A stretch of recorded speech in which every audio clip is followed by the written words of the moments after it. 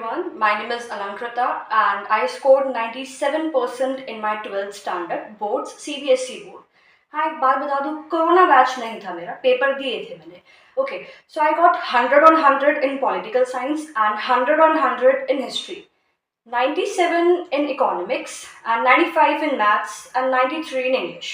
तो इस वीडियो में मैं ये डिस्कस करूंगी कि आप लोग 100 on 100 कैसे स्कोर कर सकते हो पॉलिटिकल साइंस में. देखो, पॉलिटी की दो किताबें हैं, एक इंडियन पॉलिटिक्स और एक वर्ल्ड पॉलिटिक्स. किसी को दोनों अच्छी लगती हैं, किसी को कोई भी अच्छी नहीं लगती, किसी को कोई एक अच्छी लगती है. और ये ऐसा क्यों है? बिकॉज आपको समझ नहीं आती, या अगर समझ में आती है तो आपका इंटरेस्ट नहीं बन पाता है. राइट. अब देखो, सबसे पहले एक डाउट क्लियर करती हूँ, वो ये है कि आपको एक्चुअली में बुक कौन सी पढ़नी है. तो सी एनसीईआरटी के अलावा कोई और बुक उठाने की जरूरत नहीं है, 100% गारंटी के साथ कह सकती हूँ. Because I my self scored 100 on 100. मैंने सिर्फ एनसीईआरटी ही करी थी, उसके अलावा कुछ नहीं करा था. अब आपको करना क्या है? देखो, मैंने कुछ वीडियोस तो डाल रखी है, कुछ अभी मैं डालूंगी. तो today is 5 July, August and तक दोनों किताबें मैं डाल दूंगी यूट्यूब पे, लाइन टू लाइन एनसीईआरटी. तो आपको करना क्या है?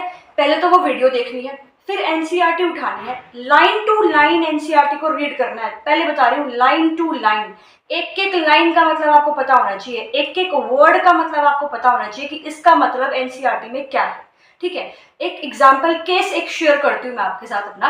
देखो, इकोनॉमिक्स का पेपर था और एक क्वेश्चन आ रखा था एमसीक्यू रिलेटेड टू आउटसोर्सिंग. सबने बोला ऑप्शन डी आंसर है. I was like answer option A है. सब पूछ रहे थे इतने कॉन्फिडेंस से कैसे बोल रही है. आई एक्चुअली सेड कि भाई लेफ्ट साइड में ना एक बॉक्स दे रखा है, वहां पे आउटसोर्सिंग मेंशन है इकोनॉमिक्स में.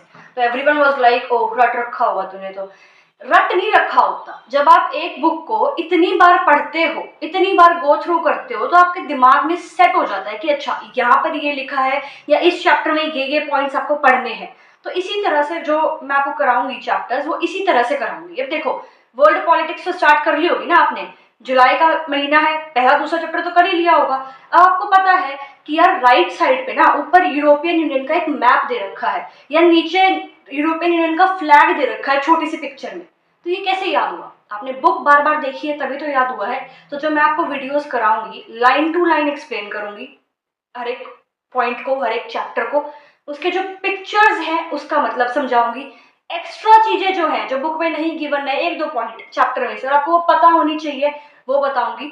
और साथ में आपको कुछ लाइंस बताऊंगी. देखो, 100 on 100 कैसे आते हैं. अब देखो, सब चैप्टर पढ़ के जाते हैं, सबको पता है. कोई क्वेश्चन आ गया सार्क के ऊपर, सबको पता है ये लिखना है. ठीक है. फुल मार्क्स कैसे आएंगे? तो वो ऐसे आते हैं जब आप एनसीईआरटी की लाइन एज इट इज उठाकर लिखते हो पेपर में. अब क्या यहाँ पे आपको रटना पड़ेगा? नहीं, रटना नहीं पड़ेगा. मैं आपको बताऊंगी कैसे क्या करना है, क्या नहीं करना अपनी वीडियोस में. ठीक है. अब देखो, जब मैं वीडियोस कराती हूँ तो मैं आपको लाइन बताती हूँ कि जो ये लाइन है ना, इसमें अच्छी लैंग्वेज यूज करी गई है, और इस लाइन को आप याद कर लो और एज इट इज पेपर में लिख देना. अब लाइन भी याद करने की जरूरत नहीं होगी, अलग से आप 2 पेज पे, मुश्किल से आगे पीछे एक पेज बनेगा जहाँ पे अच्छी खासी लाइंस लिखी होंगी दोनों किताबों में से. उन लाइंस को डेली रीड करोगे तो आपको अपने आप याद हो जाएंगी. वो रटना थोड़ी है, लाइन का मतलब समझाऊंगी आपको. बेसिक बात ये है कि जो अच्छी लाइंस हैं एनसीईआरटी में, वो आपको पता होनी चाहिए, और वो अगर आप पेपर में लिख लेते हो, एज इट इज नहीं बट उससे रिलेटेड लाइन भी लिख लेते हो, तो आराम से 100 on 100. कई बच्चों को दिक्कत आती है इंडियन पॉलिटी में कि वो समझ नहीं आती, या वो याद नहीं होती, या पता नहीं कहाँ से कुछ भी दे रखा है, बोरिंग लगती है. तो क्रोनोलॉजी के अकॉर्डिंग जब आप उसको पढ़ते हो ना कि 1947 में ये हुआ था और इस टाइम पे वर्ल्ड लेवल पे वो चल रहा था, उसको आप वर्ल्ड पॉलिटिक्स के साथ कनेक्ट करते हो. फिर 1947 में ये हुआ, 60 में ये हुआ, 65 में ये हुआ, वॉर हुई थी 65 में, फिर 71 की वॉर. इस तरह से जब पढ़ते हो तो आपको समझ में आती है, इंटरेस्ट भी बनता है. तो मैं आपको अपनी वीडियोज में इसी तरह से कराऊंगी इंडियन पॉलिटी क्रोनोलॉजी के according. Right. Chronological time series के अंडर कराऊंगी कि इस साल में ये हुआ, इस साल में ये हुआ. आपकी एनसीईआरटी भी कवर हो जाएगी, और पूरी इंडियन पॉलिटी जो आपकी 12th की बुक है वो आपके माइंड में सेट भी हो जाएगी. तो जो मेरी वीडियोस है वो आपने देख ली, NCERT line to line read कर ली. अब क्या करना है? अब करने हैं सैंपल पेपर.